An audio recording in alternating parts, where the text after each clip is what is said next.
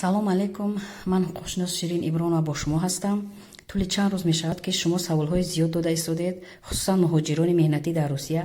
ман ба саволҳои шумо чунин ҷавоб медиҳам.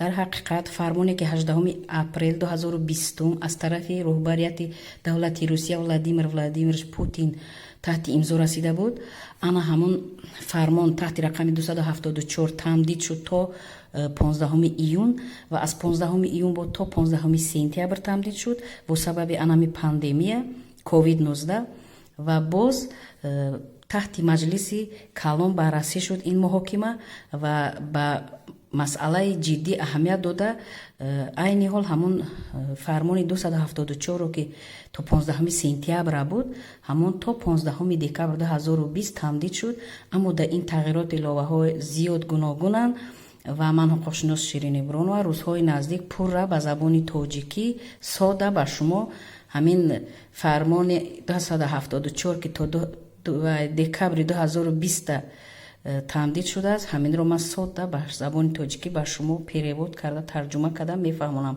дар канали Ширин Ибронова обуна шавед, обуначиҳои ман бошед, ба шумо ба тариқи автоматӣ меравад ва хоҳиш мекунам ба дигарон расонед, то ки дигарон низ огаҳ шаванд, сарсону саргардон нашаванд.